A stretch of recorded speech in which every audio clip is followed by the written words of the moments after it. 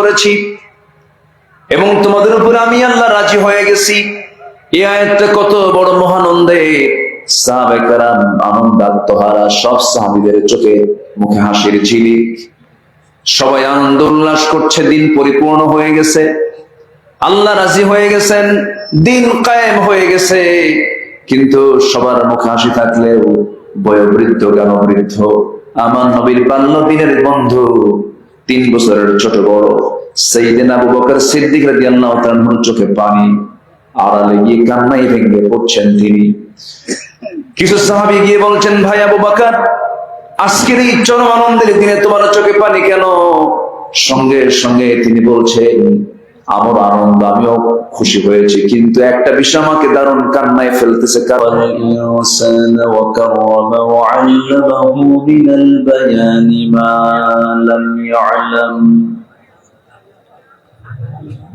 فسبحان الذي لا يحصى ونشهد أن سيدنا وحبيبنا ومولانا محمدا عبده ورسوله الذي أرسله بالحق بشيرا ونذيرا وداعيا إلى الله بإذنه وسراجا منيرا.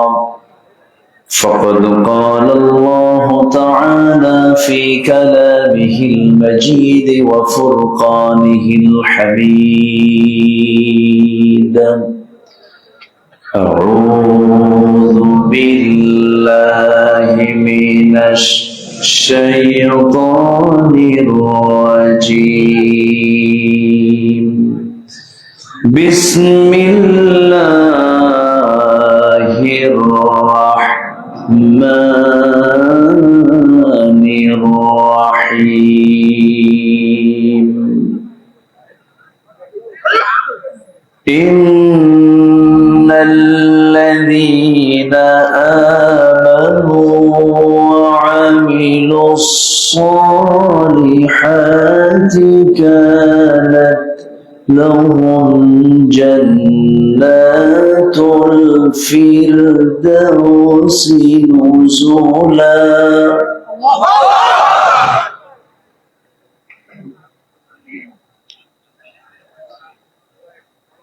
خالدين فيها لا يبغون عنها حولا.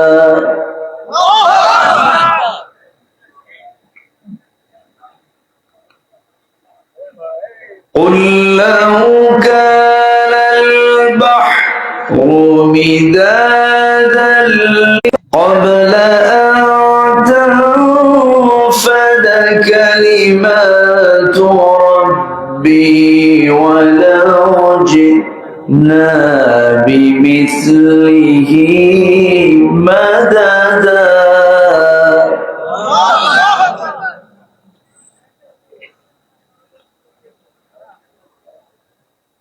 قل إنما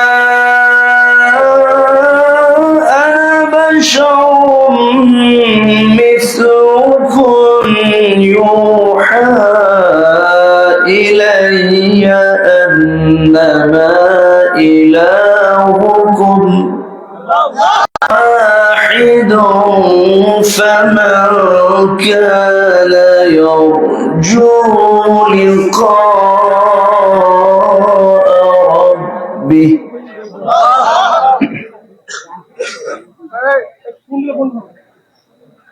لقاء ربه فليعمل عملا صالحا ولا يشرك بعبادة ربه أحدا.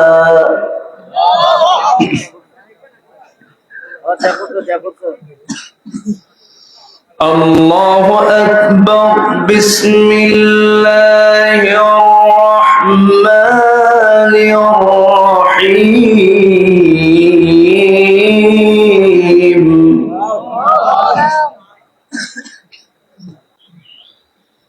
ইন্নাল্লাহা ওয়া মালাইকাতাহু ইউসাল্লুনা আলান নবী يا أيها الذين آمنوا صلوا عليه وسلموا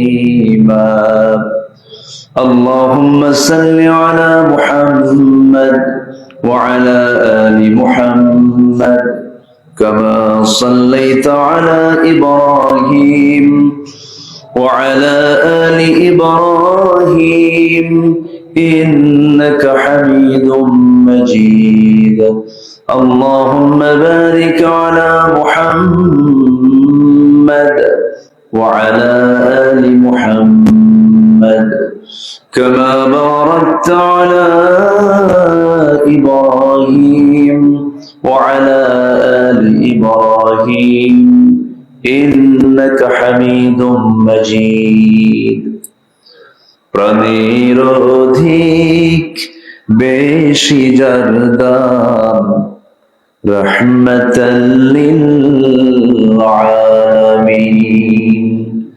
প্রাণের অধিক বেশি জারদান রহমতাল লিল আলামিন জানো কি তোমরা তাহার নাম রহমতাল লিল আলামিন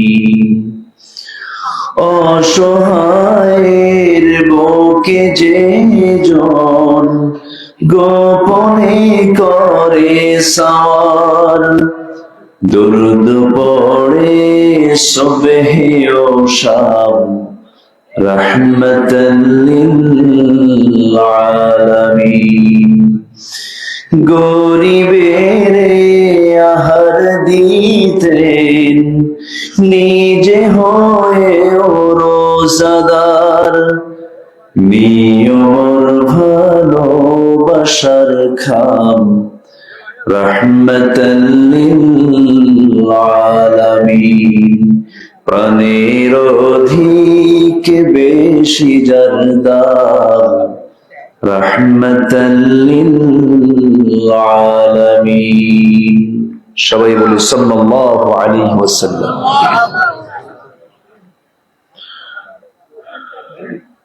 দিনাজপুর জেলার বিরামপুর উপজেলার নবাবগঞ্জ উপজেলার মাহমুদপুর দারুল কুরআন নুরানি হাফিজিয়া কওমি মাদ্রাসা ইন্তেজামি কমিটি কর্তৃক আয়োজিত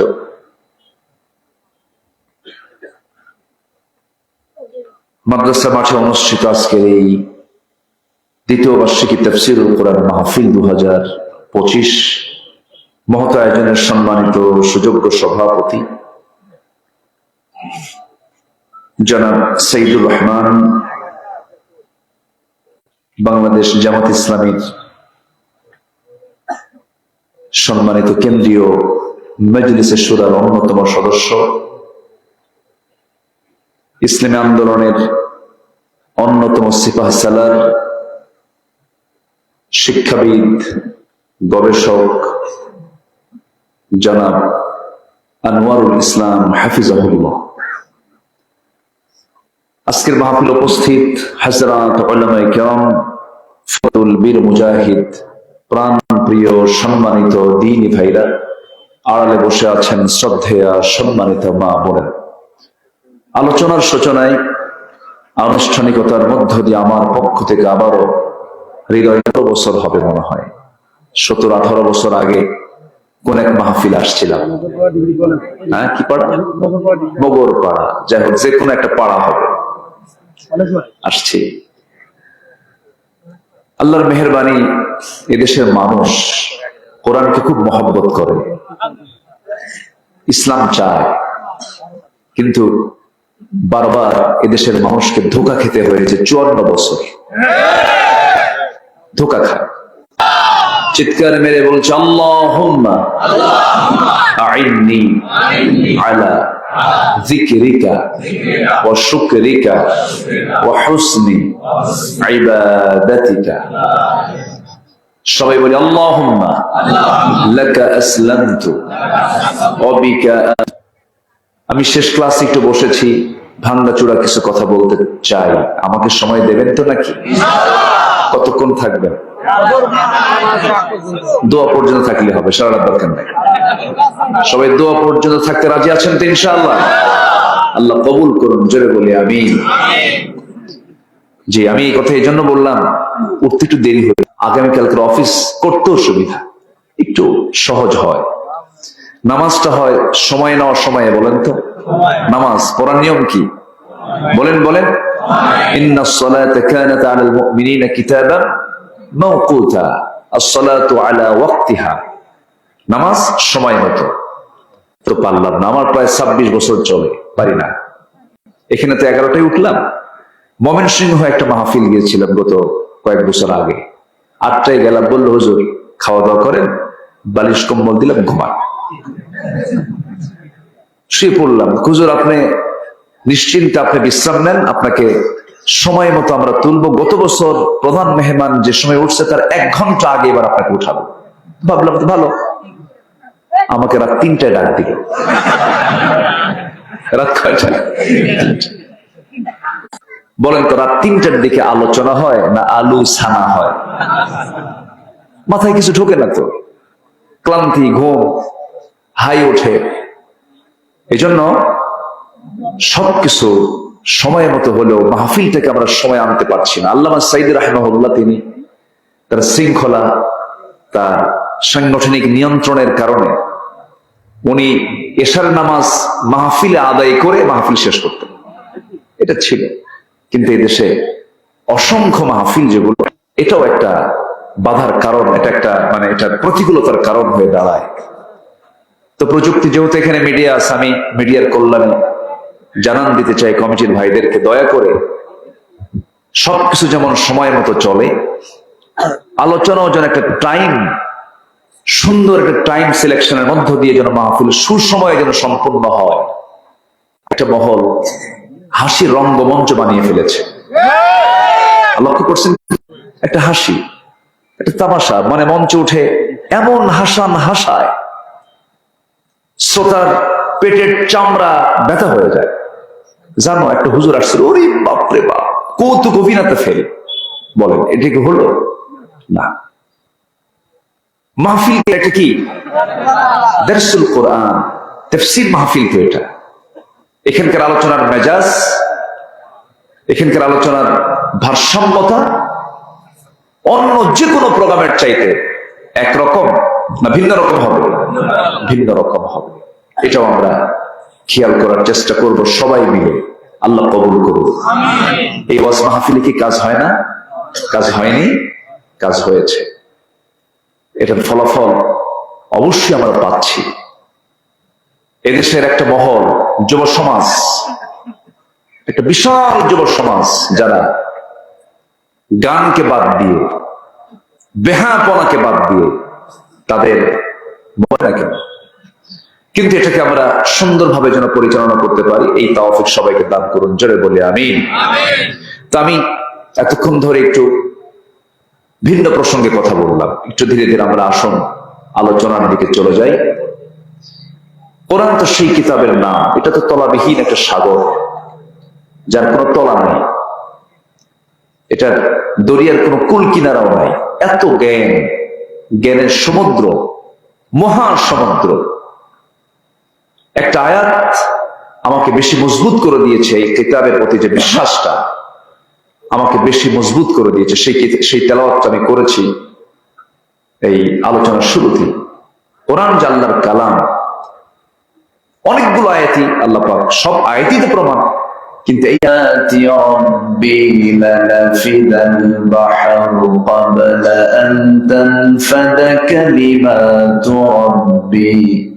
ولو جئنا بمثله مددا।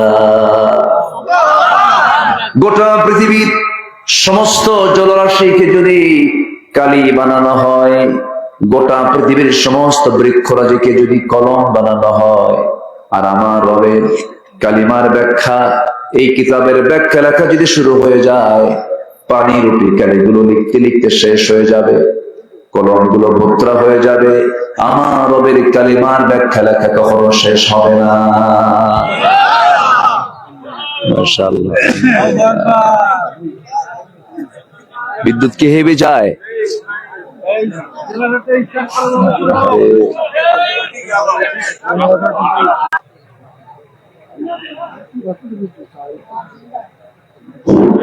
জি, এই অন্ধকারে দেখলাম কিছু লোক চলে গেল, ভাবলো যে হুজুর তার দেখলো না। আমি দেখি নাই, অতটুকু লক্ষ্য করি নাই, কিন্তু একটু মনে হলো যে কে যেন ওঠার চান্স না। বসে আমরা এখান থেকে উঠে যাব তো একটু হলেও, এখন তো আর এর চাইতে বরকতময় জায়গা কি আর নবাবগঞ্জে কোথাও আছে বলেন? মানে তো ভাই, তাহলে কোরআন কার কিতাব বলে? আসতে বলেন, কার কিতাব? এর কোনো পরিবর্তন আছে?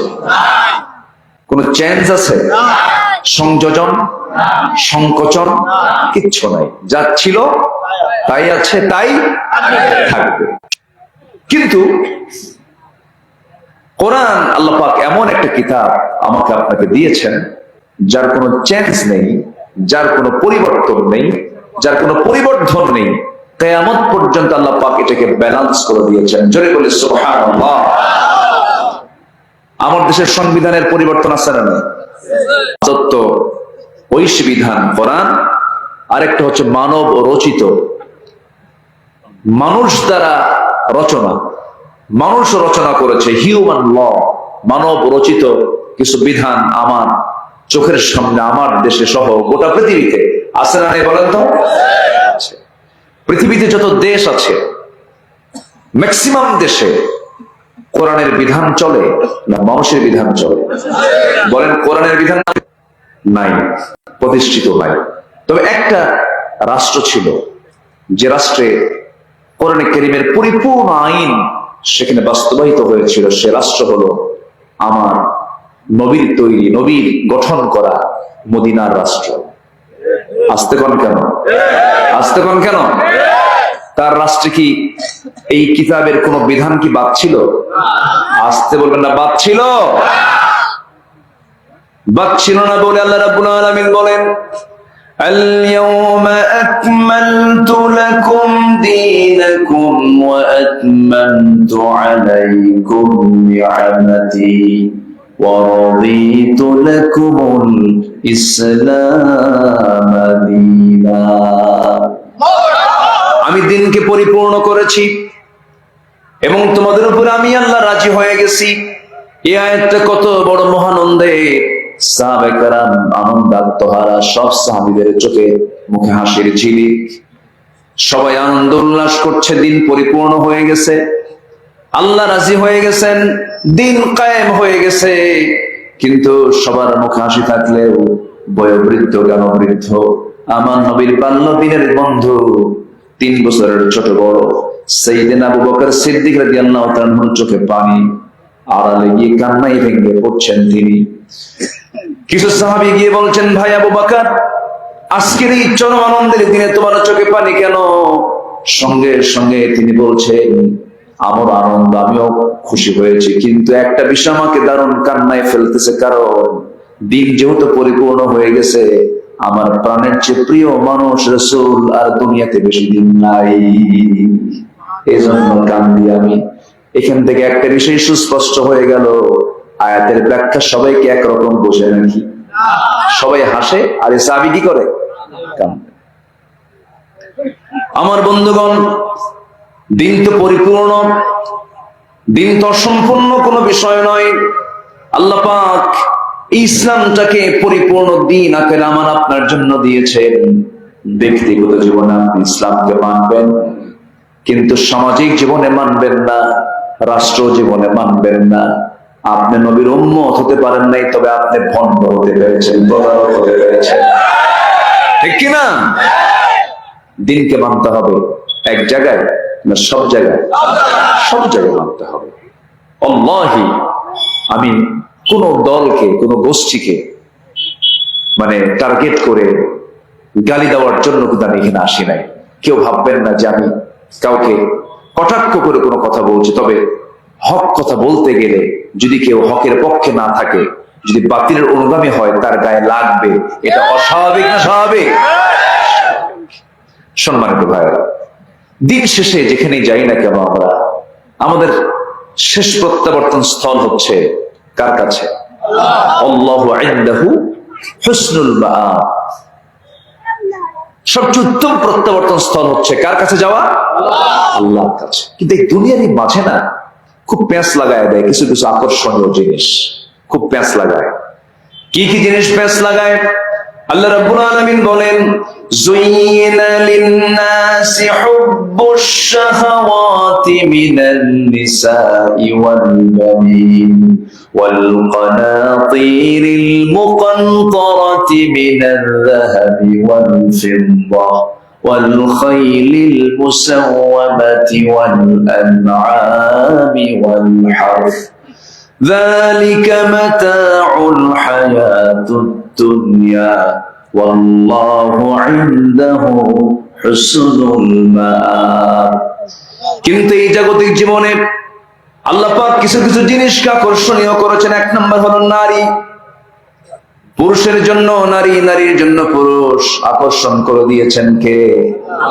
আস্তে কয়, কে দিয়েছেন? সন্তানকে আকর্ষণ করে দিয়েছেন। সন্তান হলে পরে বাপ মা বেচারা খুশি, মহা খুশি। সম্পদ, চিহ্নিত অশ্ব, চাষের আবাদ, এগুলো পঞ্জীবিত স্বর্ণরৌপ্য, এগুলোর প্রতি মানুষের আকর্ষণ করে দেওয়া হয়েছে। কিন্তু আল্লাহ বলছেন, বান্দারে এই আকর্ষণটা থাকবে, তবে শোনো আমার কাছে ফিরে আসাটাই হলো সবচেয়ে উত্তম জায়গা। জোরে বলেন সুবহানাল্লাহ। নারীর প্রতি টান আছে না নাই? অনেকে চুপ করে আছে, মনে নাই, মনে হয় টান। এই নারীর প্রতি টান আছে না নাই? আচ্ছা, না টান আছে বলেই তো পুরুষ। আর যার টান নাই ও কি পুরুষ? তো পুরুষ না। টান থাকতে হবে, কিন্তু নিজের বউ না অন্যের বউ? অন্যের বউর দিকে টান দেখা যাবে। এখানেই তো সমস্যা। আপনি নারীর দিকে টান থাকবে না কেন? আপনি নারীকে ভালোবাসবেন, অবশ্যই ভালোবাসবেন, তার সঙ্গ দিবেন, জীবন সঙ্গিনী বানাবেন, তার কাছ থেকে সার্টিফিকেট নিবেন। আল্লাহর বান্দা পৃথিবীতে আসবে, সহবাস হবে, সবই হবে, কিন্তু অবৈধ না বৈধ? অবৈধ না বৈধ? নারীকে কামনা করা, যৌন কামনা করা, সম্পদ উপার্জন করা, সম্পদের প্রতি যে একটা আকর্ষণ, লোভ, এটা কি অবৈধ না বৈধ? বৈধ, কিন্তু হতে হবে অবৈধ কায়দায় না বৈধ কায়দায়? বৈধ কায়দায়। এটাই তো কথা। হালাল করে নিতে হবে। আপনি যদি ইজাব কবুল না করেন, বিয়ের সাথে যদি না হয়, পুরুষ এবং মহিলা যদি এক জায়গায় হয়ে যদি সম্পর্কে মিলিত হয়ে যায়, দৈহিক সম্পর্কে জড়িয়ে যায়, এটা কি সুসম্পর্ক, বৈধ সম্পর্ক না জেনার সম্পর্ক? জেনার সম্পর্ক। আর যদি আপনি এটাকে হালাল করে নেন, তখন এটা হয়ে যাবে মাওয়াদ্দাতাও ওয়া রাহমাহ। মাওয়াদ্দাতাও ওয়া রাহমাহ, ভালোবাসা এবং রহমত দুটো একসঙ্গে জড়িত। আল্লাহু আকবার। তাহলে আমরা তো এটাই চাই, কিন্তু দুঃখজনক হলো সত্য। ধরুন এই বিষয়টাই বলি, আমার দেশে জেনা সহজ না বিয়ে সহজ? আসতে পারে, বিয়ে সহজ না জেনা সহজ? জেনাই সহজ, বিয়ে কঠিন। বিয়েটাকে কঠিন বানিয়ে দেওয়া হয়েছে। ছেলেদের পড়া শেষ, চাকরি শেষ করতে করতে 40 পার হয়, যৌবন আসে 15 বছরে। একটা মহিলা মেডিকেলে পড়তে গেলে অথবা কোথাও ভালো কোনো পড়াশোনা করতে গেলে পড়তে পড়তে হয়ে যায় 35 বছর, বাঁচবে হলো 50 বছর। আমার কথা কি বুঝতেছেন আপনারা? বিভিন্ন ভাবে একটা রেস্ট্রিকশন দিয়ে বিয়েটাকে জটিল করা হয়েছে। কিন্তু ইসলাম বলছে বিয়েটাকে কি করে দাও? সহজ করে দাও। আর জেনাকে কঠিন না বন্ধ করো?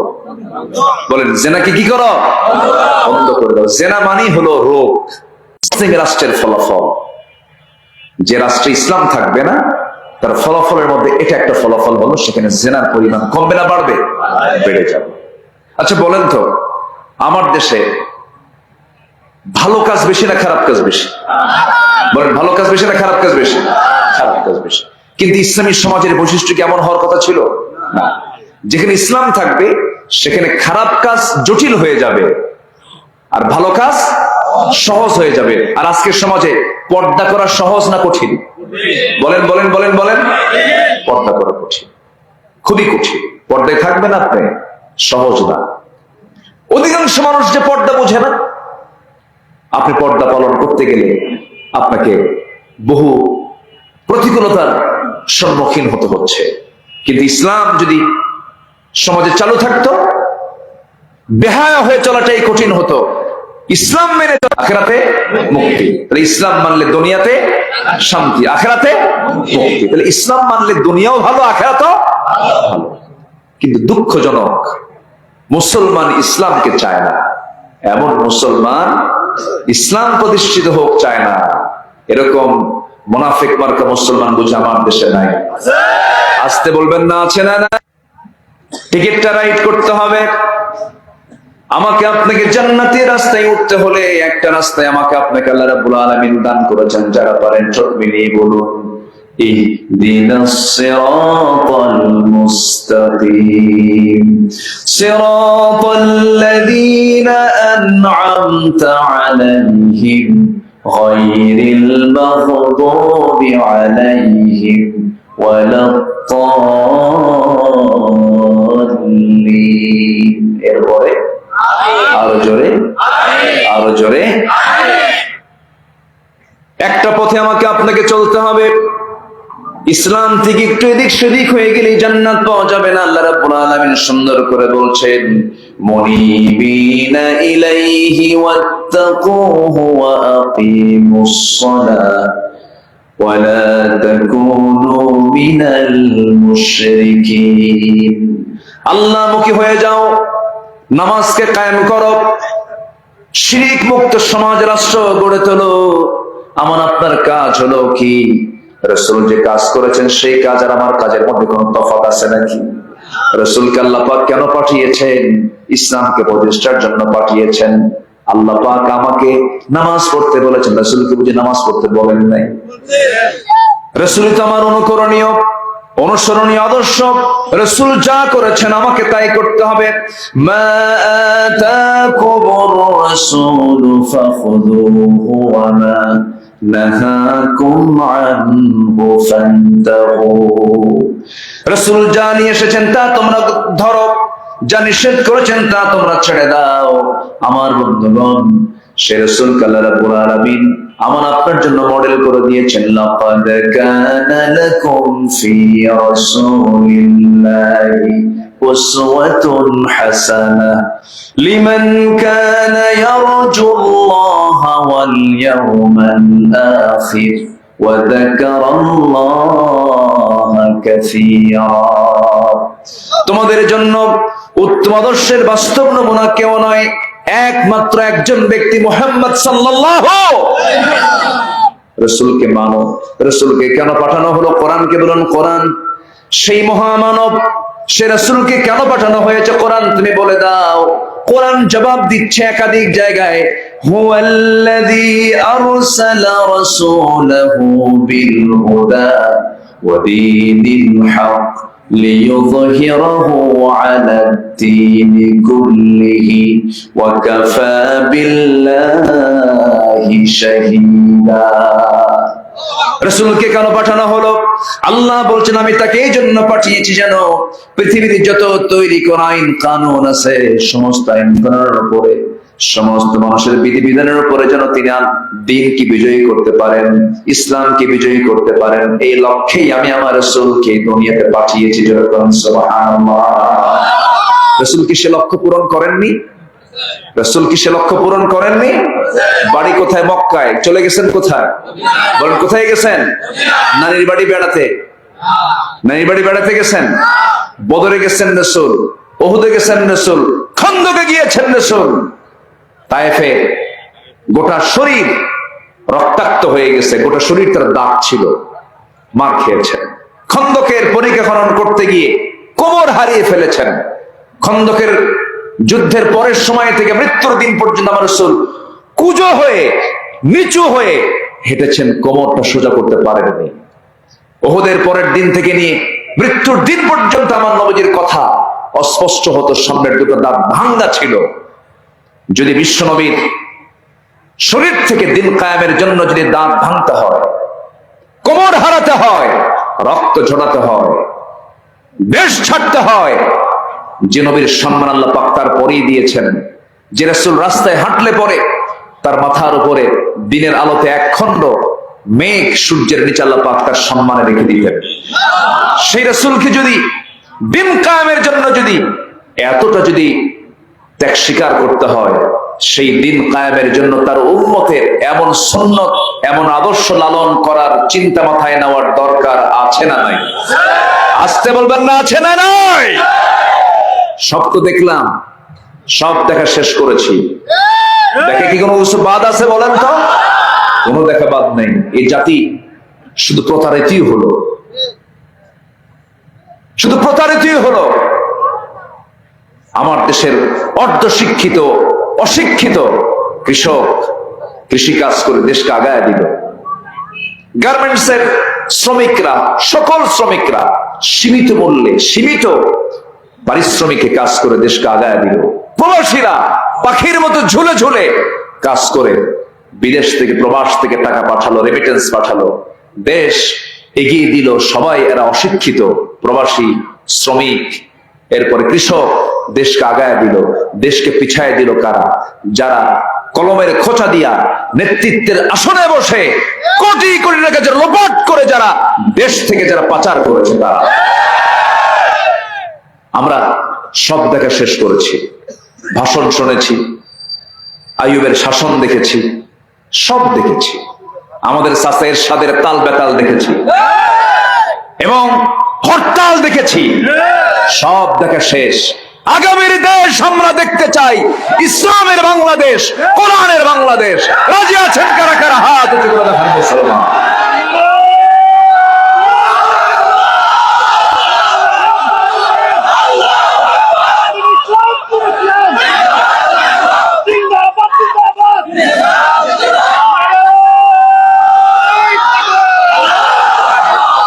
আল্লাহ কবুল করুন, জোরে বলি আমিন, আরো জোরে আমিন।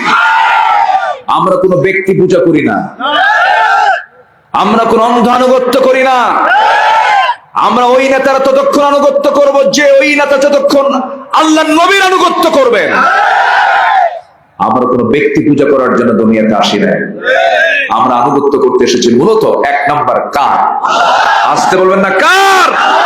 নাম্বার 2 হচ্ছে মুহাম্মদ সাল্লাল্লাহু। কষ্ট পাচ্ছেন? কষ্ট মনে করা যাবে না। আমাদের টার্গেট হলো জান্নাত। আমাদের টার্গেট কি বলেন? সবাই কি জান্নাত পেতে চান? জান্নাত পেতে চান? ইসলাম না মেনে, নামাজ না পড়া। আমার দেশে নামাজি লোক বেশি না বিড়ি খাওয়া লোক বেশি? আলহামদুলিল্লাহ। হাইরে বিড়ি খা, এত বিড়ি, পানও খায়, পান খান কিন্তু 3টা খান, 4টা খান, 3 বেলার খাবার পরে খান, সমস্যা নেই। 60টা পান খায় একসাথে, 60টা সারাদিনে, 70টা। এ তো ছাগলের মতো কারবার। এত কেন? 5 টাকা করে দাম। আপনি যদি 60টা পান খান, দিনে গেল কত? 300 টাকা। কি অপচয় হয়? এটা কি অপচয় মনে হয়? অপচয় মনে হয়? অপচয়কারী কার ভাই? বলেন কার ভাই? দরকার থেকে পান খান, সমস্যা নেই, পানের রস পেটের জন্য ভালো। পানের সাথে আবার হাকিমপুরি রহমতুল্লাহ আলাইহি কেন? এখানে কথা আছে। পান খান। দাদি মানুষ বুড়ি হয়ে গেছে, ঠোঁটটা লাল না হলে কেমন হয়? খান, জর্দা খান। বিড়ি মারাত্মক। এটা যে কত বড় মহামারী আমার দেশে। একটা গ্রামকে যদি আমরা হিসাব করতে যাই, বলেন তো কোন কাতার বেশি, বিড়ি খাওয়া না না খাওয়া? রাত 3টার দিকে উঠেও খায় তাহাজ্জুদের নিয়ম, এত খাওয়া খায়। আল্লাহ তুমি সকল নেশা থেকে জাতিকে হেফাজত করো, জোরে বলি আমিন, আরো জোরে আমিন। আবার মাহফিলে এসে জিজ্ঞাসা করো, হুজুর বিড়ি খাওয়া কি জায়েজ আছে? উনি চেষ্টায় আছেন কেমনে জায়েজ করা যায়। এগুলো করা যাবে না। ইমানদাররা হবে স্পেশাল, ইমানদারের চলা ফেরা স্মার্টনেস মনে হবে ইমানদার। যদি ইমানদারের গায়ে যদি বিড়ির গন্ধ থাকে, এটা কি হলো বলেন তো? হওয়া যাবে না। জান্নাতে কোনো দুর্গন্ধ থাকবে না, কোনো ধোঁয়া নিয়ে আগুন নিয়ে আমাদের এগুলো কারবার করার দরকার নেই, আমরা বাদ দেবো। জোরে বলি ইনশাআল্লাহ, আর জোরে বলি ইনশাআল্লাহ। রাগ করলেন মনে হয়, হুজুর সব তো শুধু মানাই করতেছে না, যেটা শরীরের জন্য খারাপ ইসলাম কখনো অনুমোদন দিতে পারে না। নামাজ আমরা সবাই পড়তে রাজি আছি তো ইনশাআল্লাহ? জান্নাতের চাবি কি বলেন? বলেন জান্নাতের চাবি কি বলেন? মিফতাহুল জান্নাহ আস-সালাহ। জান্নাতের চাবি হলো কি বলেন? নামাজ। বলেন তো এই জাতি কি নামাজি না বেনামাজি? কেমনে করে আপনি নামাজ পড়েন না? বলেন এই জাতি, এই দেশের অধিকাংশ মুসলমান নামাজি না বেনামাজি? আমার দেশে ইমানদার বেশি না নামাজি বেশি? খুব প্যাঁচ মারা প্রশ্ন, কিন্তু ভালো করে কম। 11:30 বাজে তো বোঝা কঠিন একটু। বলেন আমার দেশের নামাজি বেশি না ইমানদার বেশি?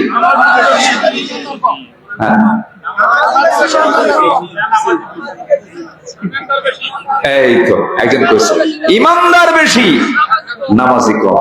আরে নামাজ না পড়ি ইমান নাই, আছে কিনা বলেন, আছে কিনা বলেন? আমার দেশে ইমানদার বেশি নামাজি 5%। কয় পার্সেন্ট? 5% নামাজি, আর ইমানদার হলো সব। আমার দরবার আছে তো, আমি অমুক দরবারে যাব, আমার পীর সাহেব আমারে দোয়া দিয়ে দিবে, এক দোয়ায়, পীর সাহেবের এক দোয়ায় জান্নাত পার হয়ে জাহান্নামে যাব। যা তুই জাহান্নামে। সম্মানিত ভাইরা, একটু সময় আমাকে দেন। আমাদের মূল টার্গেট হলো আমরা জান্নাত পেতে চাই। কি পেতে চাই বলেন তো? জান্নাত পেতে চাই। তো জান্নাত প্রাপ্তির জন্য কিছু কাজ থাকতে হবে। তো কাজ না করলে কি আর জান্নাত পাওয়া যাবে? জি, আচ্ছা ঠিক আছে। খাওয়া দাওয়া করেছেন শরীফুল ভাই? আপনি খাইছেন? খাওয়া দাওয়া করেছেন? আচ্ছা, জি আলহামদুলিল্লাহ। আপনারা সবাই খাইছেন তো নাকি? পেটে খাবার আছে এখন? না থাকলে সবাই কমিটি ভাইরা আয়োজন করেন, এত রাত করলেন খাবার দিতে হবে না? জি খুব ভালো, জি আলহামদুলিল্লাহ। তাহলে সেই জান্নাত পাওয়ার জন্য কিছু আমলের দরকার আছে না বলেন তো? সবাই কি জান্নাত কি আমল ছাড়া যেতে চান না আমল নিয়ে? একটা লোক আমল নিয়েও জান্নাতে যাবে, আর একজন লোক আমল ছাড়াও জান্নাতে যাবে। এটা কি সঠিক বিচার হবে না ব্যাঠিক বিচার হবে? বলেন বলেন বলেন। চিন্তা করেন, একটা লোক কষ্ট করলো, আমল করলো, এত কষ্ট করে সারা জীবন ইবাদত করলো, সেও জান্নাত পেল, আর আপনি চান্সে আছেন আমি আমল না করি জান্নাতে যাব। বলেন তো এই বিচার কি সঠিক হলো? আল্লাহ কি বিচার কি ব্যাঠিক করবেন? মনে হয় ব্যাঠিক করবেন। আল্লাহ রাব্বুল আলামিন বলেন, ওয়াকিমুল ওয়াজনা বিল কিসতি ওয়ালা তুখসিরুল মিজান। ওজনটাকে সঠিক করো, ওজনকে কম বেশি করো না। বিচারের হেরফের হবে না সেই দিন, যার যে প্রাপ্তি সেদিন তাই সে পেয়ে যাবে। فَأَمَّا مَنْ ثَقُلَتْ مَوَازِينُهُ فَهُوَ فِي عِيشَةٍ رَاضِيَةٍ وَأَمَّا مَنْ خَفَّتْ مَوَازِينُهُ فَأُمُّهُ هَاوِيَةٌ فَمَنْ يَعْمَلْ مِثْقَالَ ذَرَّةٍ خَيْرًا يَرَهُ وَمَنْ يَعْمَلْ مِثْقَالَ ذَرَّةٍ شَرًّا يَرَهُ। যারা পরিমাণ ভালো কাজ করবে তাও সেদিন সে দেখতে পাবে, যারা পরিমাণ মন্দ কাজ করবে তাও সেদিন সে দেখতে পাবে। কম বেশি করা হবে না, যা প্রাপ্তি তাই হয়ে যাবে। আমার বন্ধুগণ, সামনে ভয়ঙ্কর জাহান্নাম, সামনে আমরা সামনের দিনগুলো আসবে যখন জাহান্নাম আল্লাহ পাক রেখে দিয়েছেন, জান্নাতটাও রেখে দিয়েছেন। এই জান্নাত এবং জাহান্নামের যে কোনো একটা জায়গা আমার আপনার জন্য বরাদ্দ হয়ে যাবে। চোখ বন্ধ করে দিল থেকে বলুন তো, আমরা জাহান্নাম চাই না জান্নাত চাই? জাহান্নাম চাই না জান্নাত চাই? জান্নাত পাওয়ার জন্য কিছু আমল আজকে আমি আপনাদের একটু শিখাই দিতে চাই। 15টা কাজ কোরআন থেকে বেছে বেছে আমি বের করেছি। মোটামুটি 15টা কাজ যদি কোনো বান্দা করে জান্নাত পেয়ে যাবে। কার ওয়াদা? আসতে বলবেন না, কার ওয়াদা? আল্লাহর ওয়াদা। 1 নম্বর পুঁজি হলো ঈমান আনা। কি আনা বলেন? ঈমান আনা। আমি কি একটা বলেছি? 15টা কাজের কি একটা বলেছি আমি পর্যন্ত? একটা বলেছি, কেবল কি? ঈমান আনা। তাহলে এখন বলুন তো, ওয়াজ কি আমার শেষ না শুরু? তাহলে এই যে নুরুরা যাচ্ছে, এই নুরু, ওয়াজ তো শুরু। বসেন, বসেন, বসেন। জি না, অনেক রাত তো, একটু বসেন। আমরা আর কিছু সময় আমি শর্ট করে বলি, আমি শেষ করে দেব, আল্লাহ যদি কবুল করেন। যদি বলি ইনশাআল্লাহ। তাহলে 1 নম্বর হলো ঈমান আনা। 1 নম্বর কি আনা বলেন তো? তাহলে আমার দেশের কোন লোকের কি ঈমান আনা বাদ আছে? বলেন, এখন বলেন, ঈমান আনা কি বাদ আছে না ঈমান আনা দরকার? ঈমান আনতে হবে। ঈমান আনা হয় নাই। ইয়া আইয়ুহাল্লাযীনা আমানু আমিনু। ভালো করে ঈমান আনতে হবে, ভালো করে ইসলামকে গ্রহণ করতে হবে।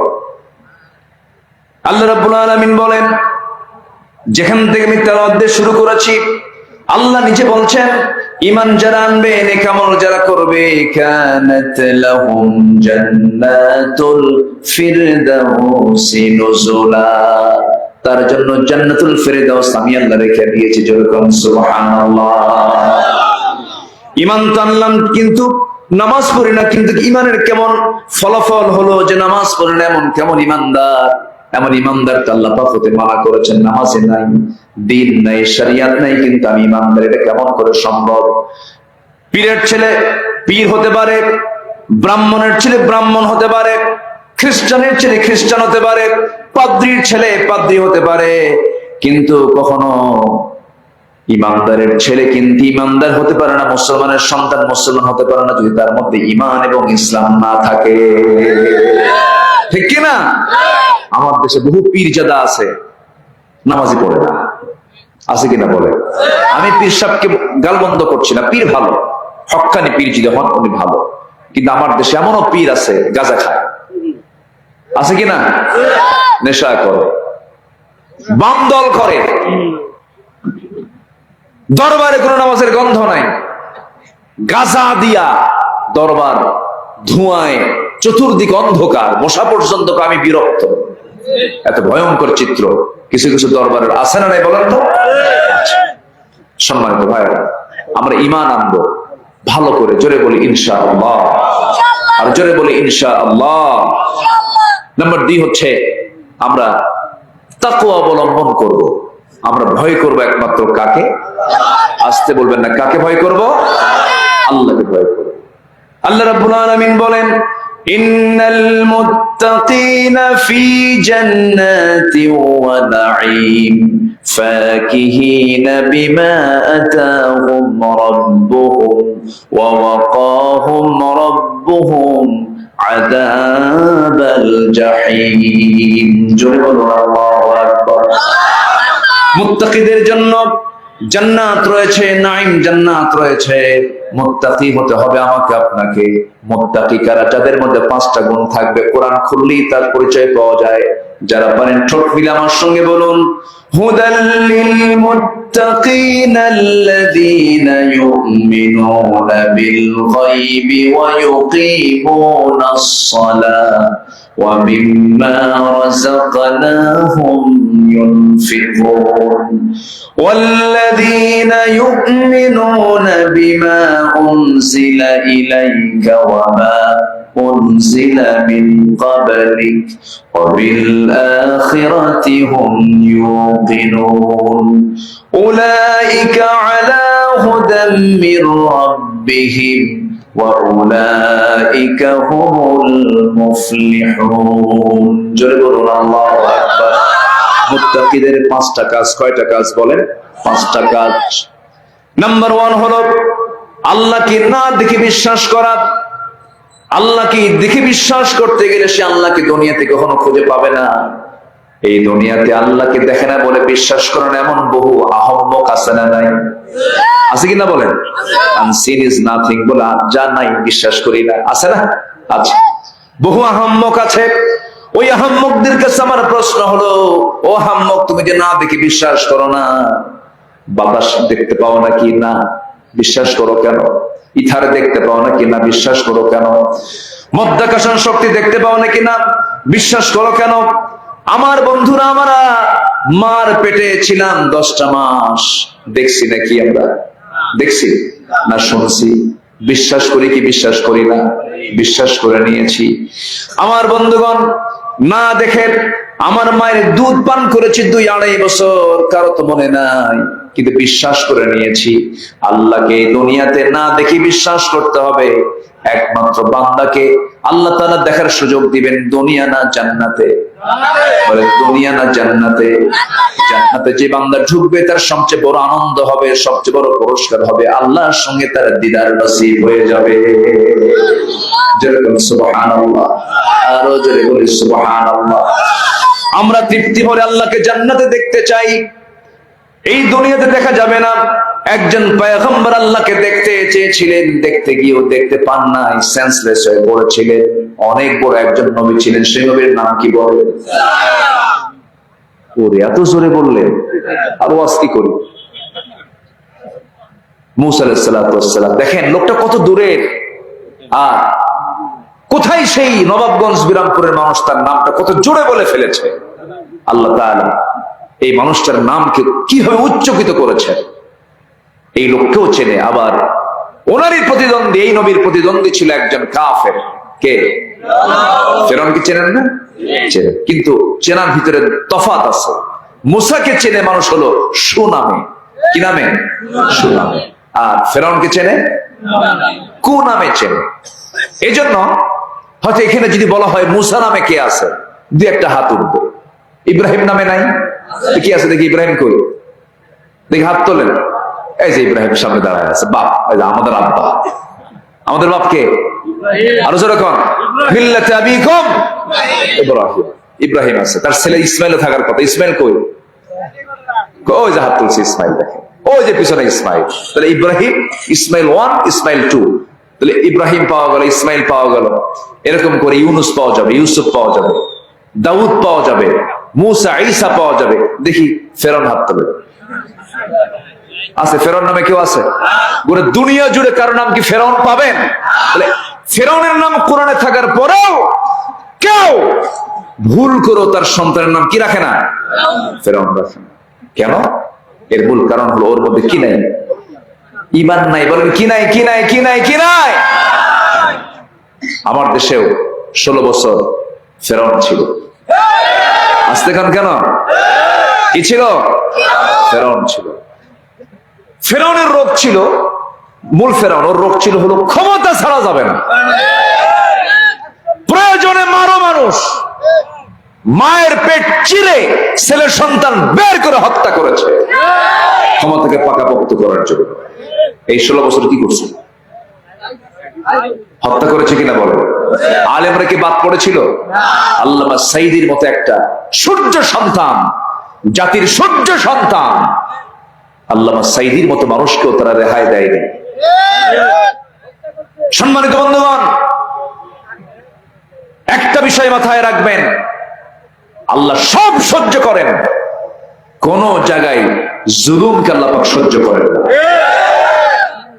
রাষ্ট্রের জুলুম, পরিবারের জুলুম, পরিবারের জুলুম আছে না নাই? কিছু কিছু স্বামী আছে বউদেরকে খুব জ্বালায়, আছে কিনা? খুব অত্যাচার করে, জুলুম করে, বউকে অত্যাচার করে, জুলুম করে। আবার কিছু কিছু মহিলাও আছে স্বামীকেও জ্বালায়, আছে কিনা বলো? বইয়ের অত্যাচারে বাড়ি ঘর ছেড়ে চলে যায়, এরকমও আছে। হ্যাঁ হ্যাঁ, বিষ খায়ও মরে, কাম সারছে বাবা, বিষ খায়ও। তাহলে জুলুম আছে না নাই বলেন তো? জুলুম কোন জায়গায় থাকা যাবে? পরিবারে না, সমাজে না, রাষ্ট্রে না, বিচারে না, কোথাও না। জুলুম যে করবে অবশ্যই তার পতন হবে ফেরাউনের মতো। কিসের মতো? ফেরাউনের মতো। পতন হয়নি? একদম সোজা গিয়ে কোন বাড়ি? মামু বাড়ি। কোথায়?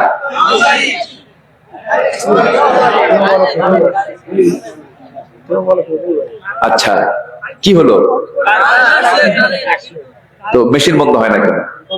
করেন, ও তো ওয়াশ করতেছে বহু করবে। মেশিন ওয়াশ করে, আমি ওয়াশ করি। মেশিনটা তাড়াতাড়ি বন্ধ করে দেন, তাছাড়া নিরিবিলি পরিবেশ পাচ্ছে না। সম্মানিত ভাইয়া, বিদ্যুৎ চলে আসছে, বলি আলহামদুলিল্লাহ।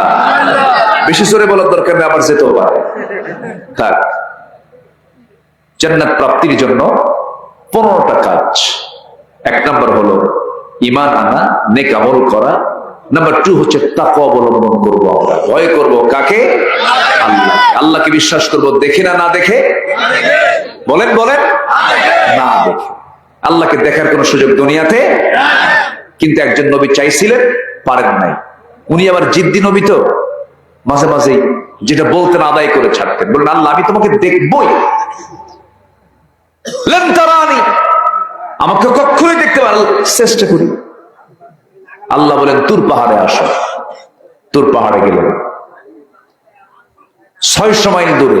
মুস্কি মুস্কি হাসেন। আল্লাহ বলছেন মুসা হাসো কেন? আল্লাহ তোমার কারবার দেখে হাসি কেন? 600 মাইল দূরে পাহাড়ের নাম নিলে, আশেপাশে বহু পাহাড় ছিল, আমি তবুও কম না। আমি মুসা তোমাকে দেখতেই যাবো। জোরে করে সুবহানাল্লাহ। কষ্ট করে গেছেন, দেখতে পাননি। আল্লাহকে দেখা সম্ভব না দুনিয়াতে। এই চর্মচক্ষু দিয়ে আমরা আল্লাহকে দেখতে পাবো। আল্লাহকে আমরা জান্নাতের চোখ দিয়ে তৃপ্তি ভরে দেখবো, জান্নাতে। জোরে বলি ইনশাআল্লাহ। জান্নাত কত আনন্দের জায়গা, জান্নাত কত বরকতের জায়গা।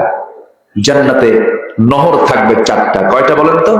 4টা নদী থাকবে, 4 ধরনের।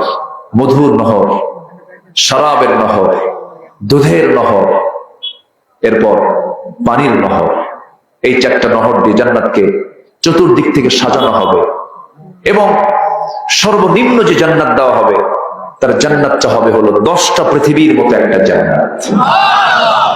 একটু আস্তে কর সুবহানাল্লাহ। কয়টা পৃথিবী বলেন? ছোট হয়ে গেছে মনে হয়, ছোট হয়ে গেছে। কত বড় নিয়ামত আল্লাহ সামনে রেখে দিয়েছেন। তো এই এত বড় নিয়ামত পাবেন আপনি এই শুধুমাত্র 7 দিনে 1 দিন নামাজ পড়ে। এটা কেমনে সম্ভব? আল্লাহর দাসত্ব করতে হবে। 1 আনা না 16 আনা?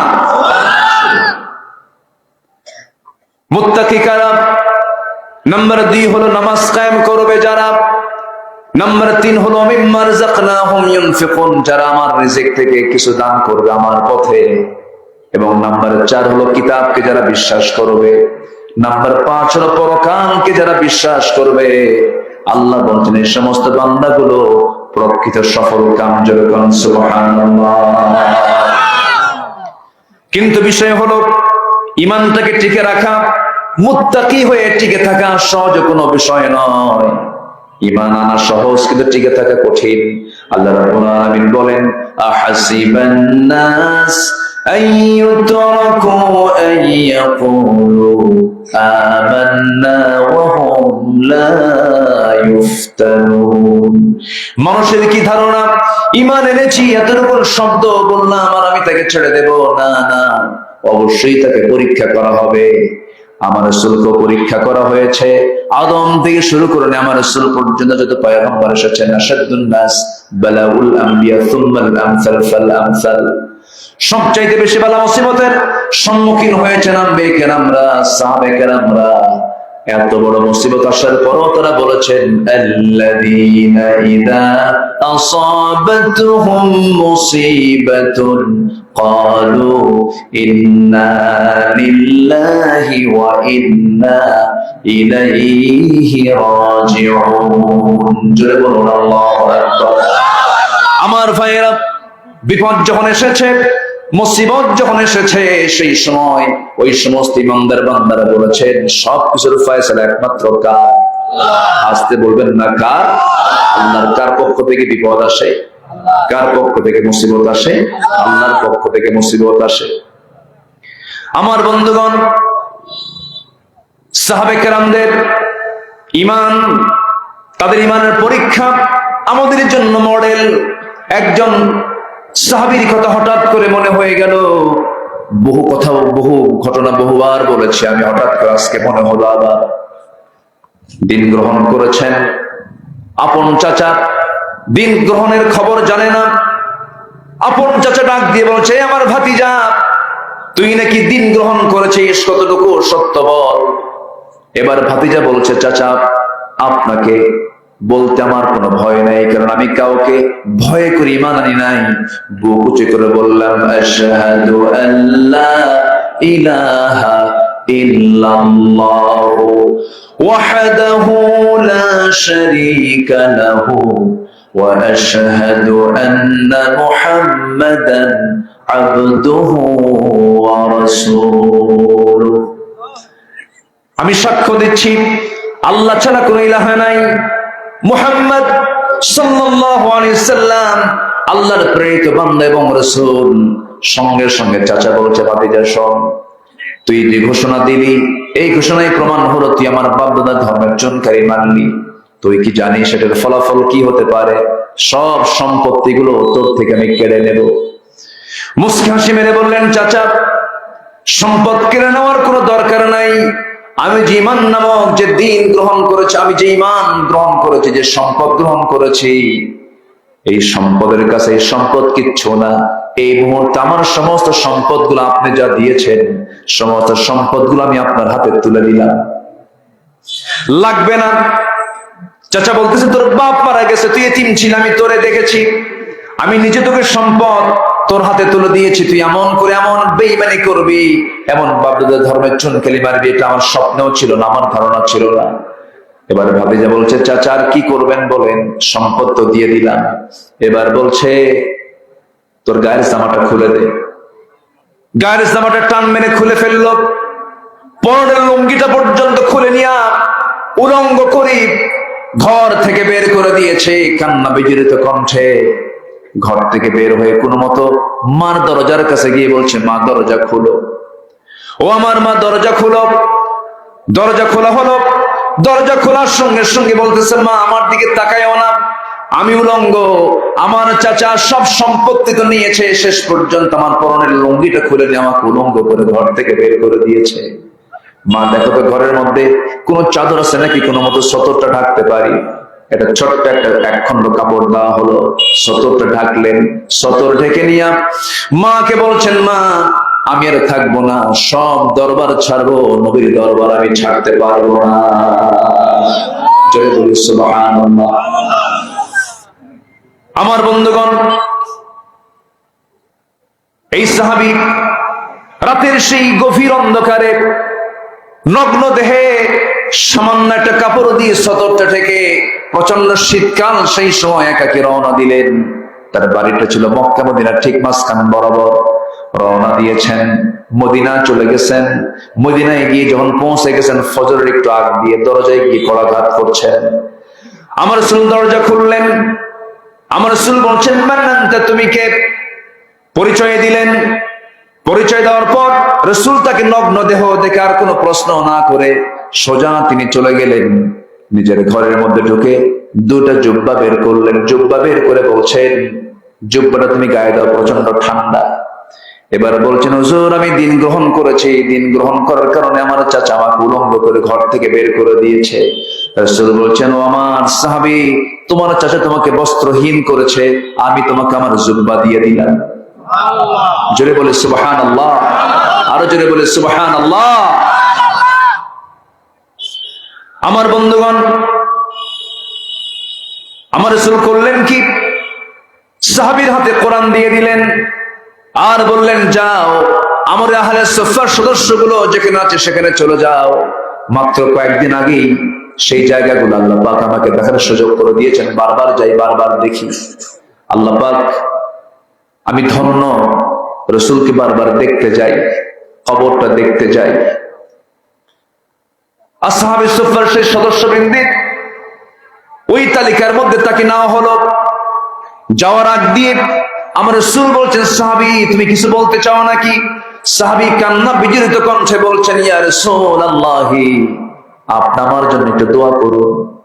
রাসূল বলছেন, তোমার জন্য আমি এমনটা দোয়া করব, আল্লাহ পাক তোমার জান এবং মাল যেন কাফের বেঈমানদের জন্য হারাম করে দেন। সাহাবী আশ্চর্য হয়ে বলছেন, হুজুর এমন উল্টা দোয়া আপনি আমার জন্য করলেন কেন? আমার তো মন চাচ্ছিল আমি জিহাদে অংশগ্রহণ করে শহীদ হয়ে সোজা আল্লাহর জান্নাতে চলে যাব। কাফের বেঈমানদের জন্য আমার জান এবং মাল যদি হারাম হয়ে যায় আমি শহীদ হব কেমনে? আমার রাসূল বলছেন, সাহাবীরে, মৃত্যু যদি বিছানাও হয় ওয়াইম্মা তাআলা ফিরাশিহি, নিয়ত যদি শাহাদাতের থাকে আল্লাহ পাক শহীদের দরজা বিছানার মৃত্যুতেও দিয়ে দেন। সুবহানাল্লাহ।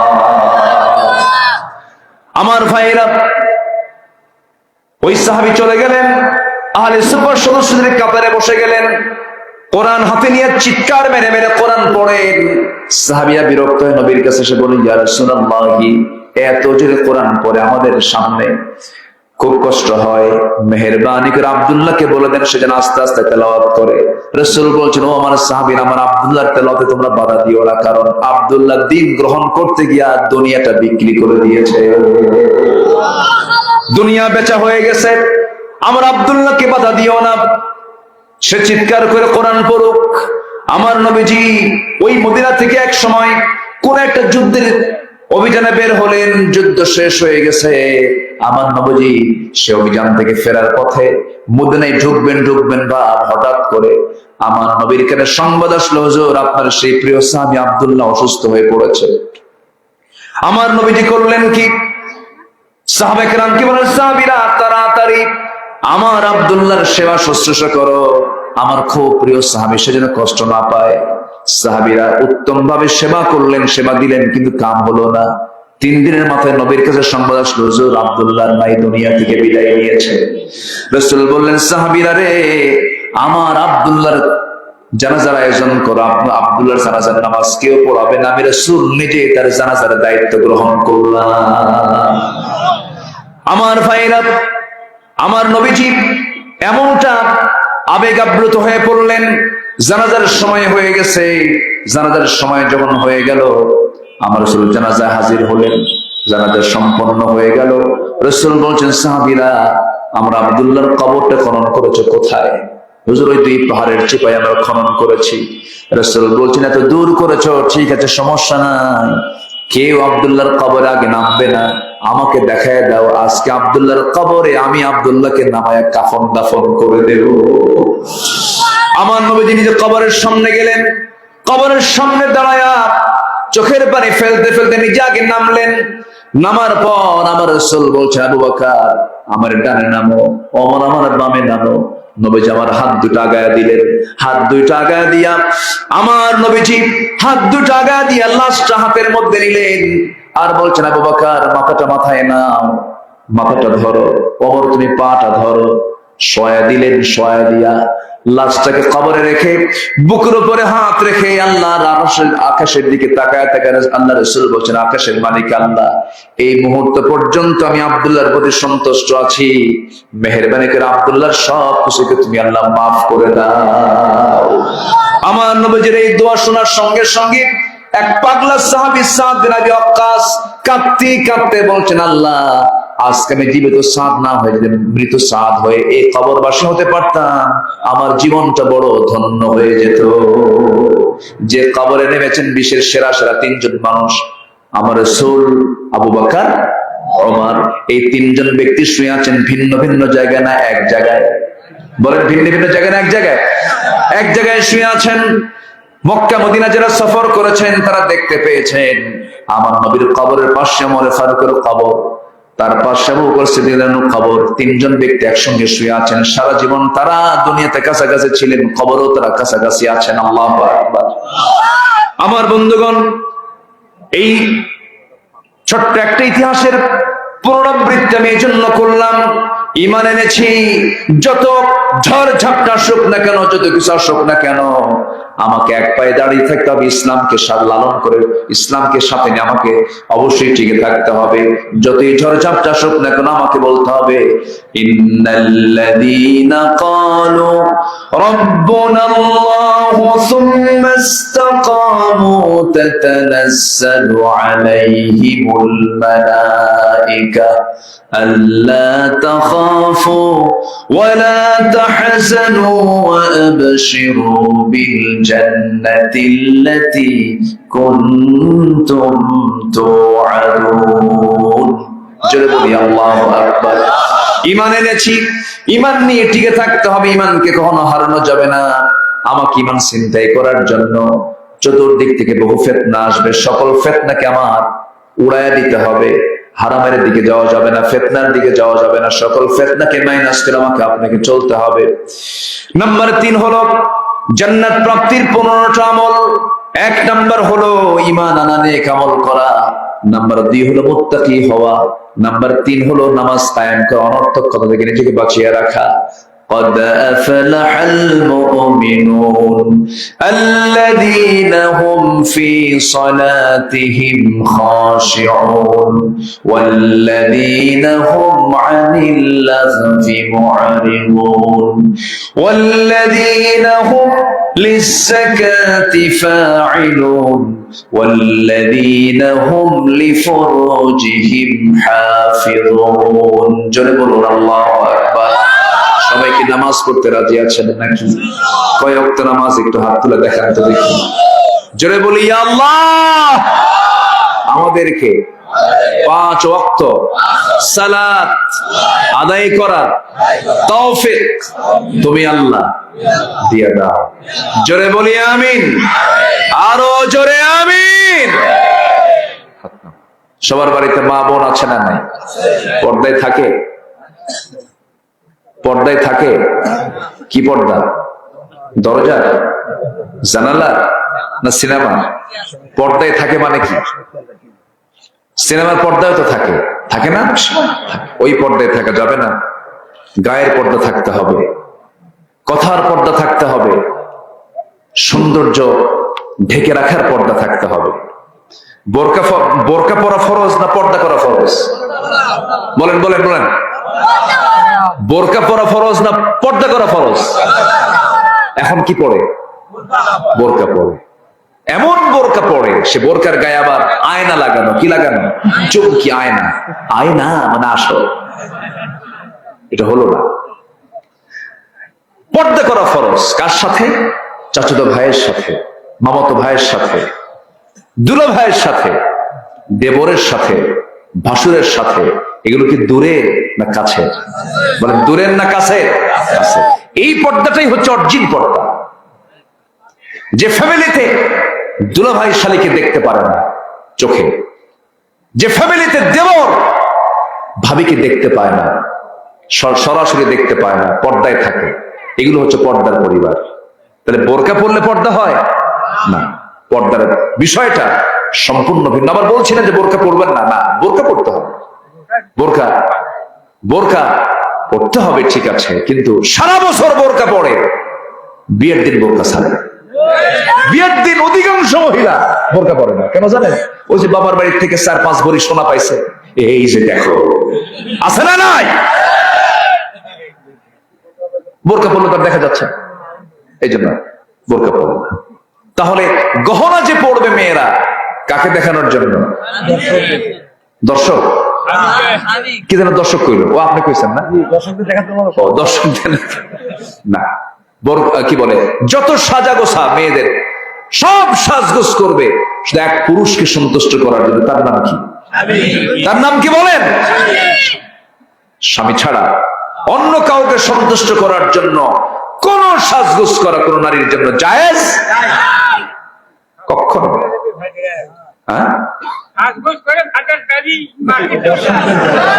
ওয়াজ কি খেলে আমি পারি? চলে ভাদুরিয়া, ভাদুরিয়া, ও ভাদুরিয়া না, ভাদুরিয়া বাজার মার্কেটে ঢং ঢং করে চলে যায়। স্বামী কেমন ধমক দেয়, তুমি কি মার্কেট বুঝো? কসু বুঝো? শাড়ি আনছো 300 টাকার শাড়ি 1500 টাকা দিয়া সংসার শেষ করে দিলা। এই ধমক দিয়া স্বামীকে এক ধমকে কাইট কইরা 1.5 বছরের ছোট্ট বাচ্চা দুধ খায়, সেই বাচ্চাকে স্বামীর কোলে দিয়া কয় তুমি দুধ খাওয়াও, রাখো। চলে গেল মার্কেটে, ঢং ঢং করে দোকানদারের সামনে গিয়া থ্রি পিস পইরা, চুলটা ছেড়ে দেওয়া, হাই হিল পরে, পাশে একটা ভ্যানিটি ব্যাগ নিয়ে, লাল লিপস্টিক লাগায়া, চোখে কি লাগায়, কাজল লাগায়া, কপাল একখান টিপ দিয়া, ঠ্যাঙের উপরে ঠ্যাং তুলে দোকানদারকে লক্ষ্য করে বলে, ভাইয়া একটা শাড়ি দেখানো যাবে কি? দোকানদারও কম না, দোকানদার শাড়ি একখান বের করে বুকের সঙ্গে বুক লাগায়া, গায়ের সঙ্গে লাগায়া, শাড়িটা নিজের দেহের সঙ্গে সুন্দর করে লাগায়া বলে, আপা আপনাকে কিন্তু এই শাড়ি দারুণ মানাবে। ওটা আরেক বদমাইশ। আছে না নাই? এই সমস্ত বেহায়াপনার প্রদর্শনী আমরা মুসলিম সমাজে দেখতে চাই না, আমরা এগুলো দেখতে চাই না। সবার বাড়িতে মা বোন আছে, আমরা অবশ্যই এই বিষয়ে খেয়াল রাখার চেষ্টা করার দরকার আছে না নাই বলেন তো? আমরা খেয়াল করবো। আল্লাহ কবুল করুন, জোরে বলে আমিন, আরো জোরে আমিন। জান্নাত পেতে রাজি আছেন তো সবাই? কয়টা কাজ? 15টা। চলছে কয় নাম্বার? 3 নাম্বার। অনেক লম্বা কথা, আমি তো শর্ট করে বলছি। নাম্বার 4 হলো রোজা পালন করা। শুধু রমজান মাস নয়, প্রত্যেক মাসে রোজা আছে না নাই বলেন? নফল রোজাগুলো আছে, এগুলো মাঝে মাঝে আমরা পালন করব। রোজা রাখলে পরে চোখের যে গুনাহটা কন্ট্রোল হয়ে যায়, নফসের যে খাহেসাত কমে যায়। মাঝে মাঝে আমরা রোজা রাখবো, শরীরের জন্য ভালো। নাম্বার 5 হলো জীবনের সকল জায়গায় ভরসা করব আল্লাহকে। বিপদ এসেছে আল্লাহ, সুদিন এসেছে আল্লাহ, ছেলের সন্তান হয়েছে আল্লাহ, আবার মরে গেছে তাও আল্লাহ। কি কষ্ট নেব আমরা? অসন্তুষ্ট হব আমরা? বারবার মেয়ে সন্তান হয়, মনটা খারাপ হয়ে যায়। মেয়ে সন্তান হলো কেন, বউটাকে গালিগালাজ দেয়। এমনকি কিছু কিছু স্বামী আছে, বউকে বলে তোর পেট পচা, আছে কিনা? এমনকি বউকে তালাকও দেয়, বউকে তালাকের রেকর্ড আছে। বারবার মেয়ে হওয়ার কারণে কি করছে? তালাক দিচ্ছে। কত বড় মূর্খ, অসভ্য হলে এই আচরণটা করতে পারে না।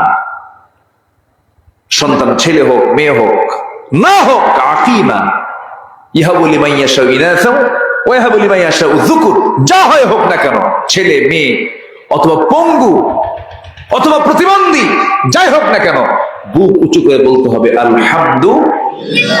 জোরে বলেন আলহামদুলিল্লাহ। একটা বারের জন্য মন খারাপ করা যাবে না। মেয়ের সন্তান হলে পরে চেহারা কালো হয়ে যায়। আমার নবী বলুন তো, প্রশ্ন করি, নবী বলুন তো, নবী মেয়ের বাপ না ছেলের বাপ? মেয়ের বাপ না ছেলের বাপ? মেয়ের বাপ। রাসূল মেয়েদের বাপ ছিল, ছেলেদের বাপ। মা কানা মুহাম্মাদুন আবা আহাদিন মির রিজালিকুম, তিনি মেয়েদের বাপ ছিলেন। আমার নবীজি মেয়েদের পক্ষে কথা বলেছেন বেশি। ইসলাম মেয়েদেরকে অধিকার দিয়েছে বেশি। ইসলাম নারীকে সম্পদের পরিমাণ বেশি করে দিয়েছে।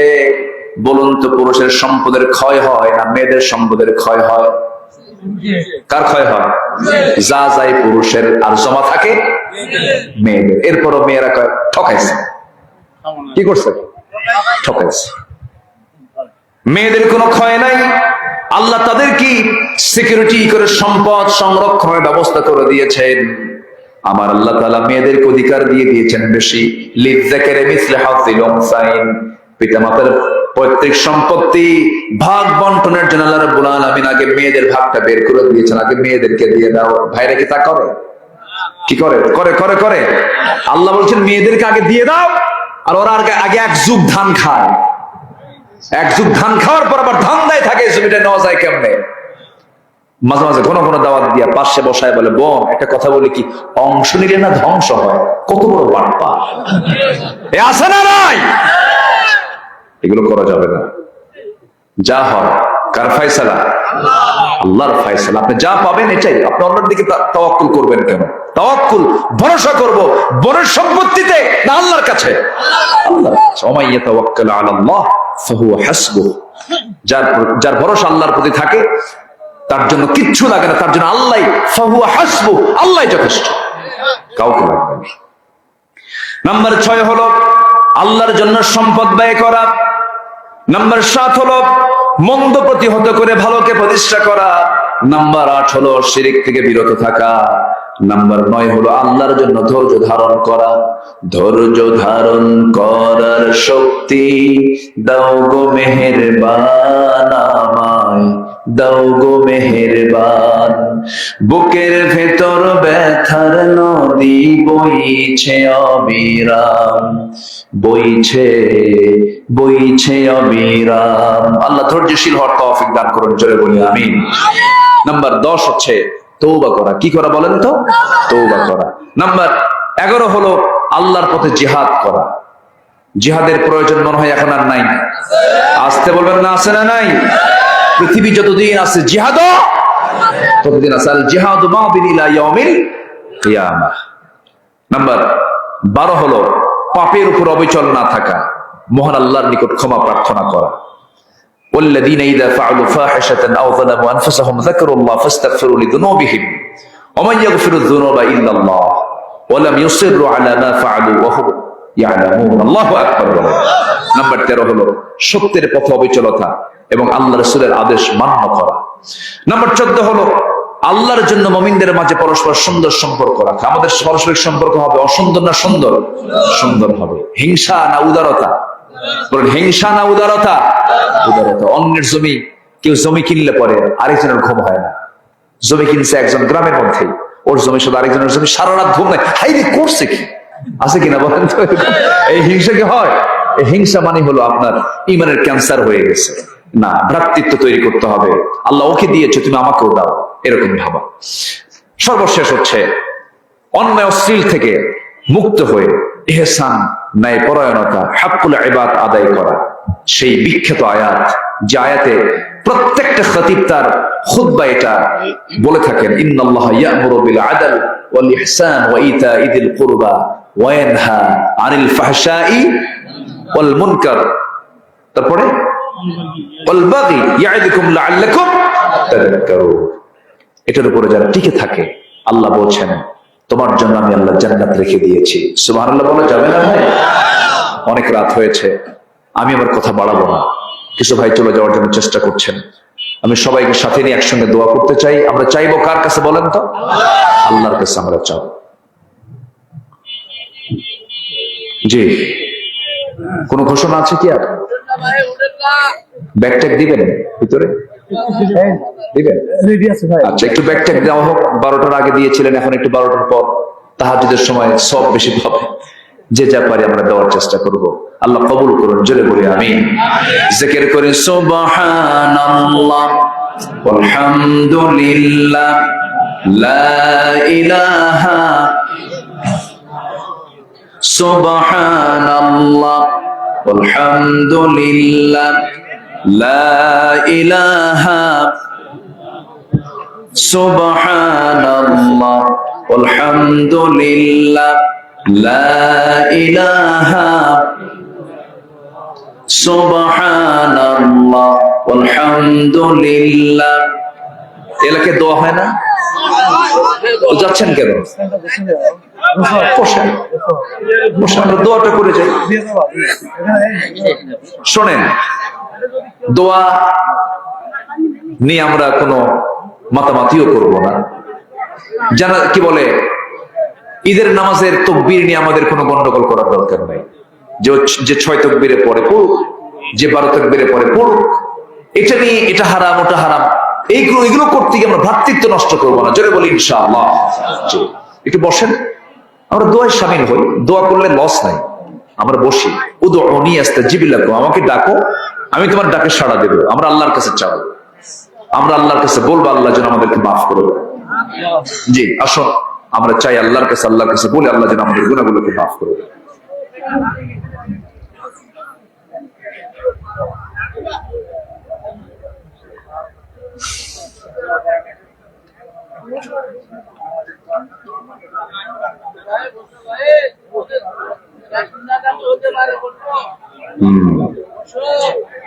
বসে দোয়া।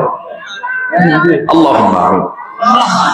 ربنا ظلمنا أنفسنا وإن لم تغفر لنا وترحمنا لنكونن من الخاسرين ربنا لا تزغ قلوبنا بعد إذ هديتنا وهب لنا من لدنك رحمة إنك أنت الوهاب গভীর রাত নিঝুম রাত ঝিমানো রাত্রিতে চাঁদের মতো হাজারো মুসলমান নরনারী নিয়ে তোমার কালামের দু তিনটা আয়াতকে সামনে রেখে জান্নাত প্রাপ্তির আমলগুলোকে সংক্ষিপ্ত করে বলার চেষ্টা করেছি। শেষে কাঙ্গাল ফিগারের মতো দুরাত পেতেছি। আল্লাহ গুনার দিকে নজর দিও না, বান্দা মনে করে তামাম জিন্দেগির গুনাহগুলোকে মাফ করে দাও।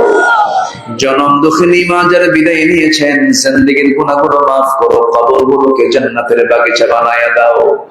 আব্বা আমার জন্য কি দোয়া তাও শিখিয়ে দিয়েছ, বিরহামহুমা কামা রাব্বায়ানি সগীরা রব্বিরহামহুমা কামা রাব্বায়ানি সগীরা। আল্লাহ তাআলা বিশেষ করে মাহফিলটার আয়োজন করলেন যারা, শোনার জন্য কষ্ট করে আসলেন যারা, বিনিময়ে কিয়ামতের কঠিন ময়দান যেদিন কেউ কাউকে চিনবে না, যেদিন মানুষ কাঁদতে কাঁদতে চোখের পানিগুলো ফুরে যাবে, চোখ থেকে রক্ত বের হওয়া শুরু হয়ে যাবে, সেই কঠিন মুসিবতের দিন এই মাহফিল সবার জন্য নাজাতের মাধ্যম তুমি আল্লাহ বানায়া দিও। আল্লাহ তাআলা তোমার বান্দাগুলোকে এমন সময় হাত তুলেছি, গোটা দুনিয়া জুড়ে মুসলমানদের দিনগুলো ভালো যাচ্ছে না, মুসলমানদের পায়ের তলায় মাটি নাই। মেহেরবানিকের বাইতুল আকসাকে তুমি আল্লাহ মুসলমানদের হাতে তুলে দাও, কাশ্মীরকে তুমি আল্লাহ মুসলমানদের হাতে তুলে দাও। আল্লাহ গো, তোমার দরবারে ফরিয়াদ করি, ডান হাতে আমলনামা না আসা পর্যন্ত মরণ দিও না, মরতে যখন হবে তুমি আল্লাহ শহীদের মত কপালে জুটাইয়া দিও। আল্লাহ তাআলা এই গ্রামকে কবুল করে নাও, মাদ্রাসা শিক্ষক ছাত্রদেরকে তুমি আল্লাহ কবুল আর মঞ্জুর করে নাও। তোমার বান্দাগুলোকে এমন সময় হাত তুলেছে যে সময়টা দোয়া কবুলের সময়, যার যে প্রার্থনা তুমি দয়া করো কবুল আর মঞ্জুর করে নাও। অসুস্থ সুস্থ করে দাও, রোগাক্রান্ত রোগ মুক্ত করে দাও, ঋণগ্রস্ত ঋণ মুক্তর তৌফিক দিয়ে দাও। আল্লাহ তাআলা যে ঘরে প্রাপ্তবয়স্ক মেয়ে আছে বিয়ের ব্যবস্থা করে দাও। সবগুলো আমাদের রুটিতে রুজিতে তুমি আল্লাহ বরকত দিয়ে দাও। আল্লাহ তাআলা দুনিয়া থেকে কোন দিন বিদায় নেব জানি না, ডান হাতে আমলনামা না আসা পর্যন্ত মরণ দিও না। যেদিন মরবো আমি, আমাকে আর রাখবে না কেউ, আমাকে টেনে ছেড়ে ঘর থেকে বের করে দেবে, নিয়ে চলে যাবে কবরের দিকে। 24 ঘন্টা যাবে না মাথার চুলগুলো খসে খসে পড়বে, 3 দিন যাবে না চামড়া গুলো গলে গলে পোকার পেটের খাবার হয়ে যাবে। মাত্র 7টা দিন পেটের নারী বড়ি সব চোখ মুখ কান নাক দাও বের হওয়া শুরু হয়ে যাবে, কিম্ভূত কি মাকার চেহারা হয়ে যাবে। ও আল্লাহ, তোমার কাছে ফরিয়াদ করি, 3টা মাস পরে যদি দেখা হয় কবরটার মধ্যে কিচ্ছু থাকবে না, কয়েকটা হাড় ছাড়া। এই তো দুনিয়ার জীবন রে আল্লাহ, মেহেরবানি করে তোমার পছন্দের বান্দা না হওয়া পর্যন্ত মরণ দিও না। মরণের সময় যখন চলে আসবে, জবানে জারি করে দিও লা ইলাহা ইল্লাল্লাহু মুহাম্মাদুর রাসূলুল্লাহ। আসসালামু আলাইকুম ওয়া রাহমাতুল্লাহি ওয়া বারাকাতুহু।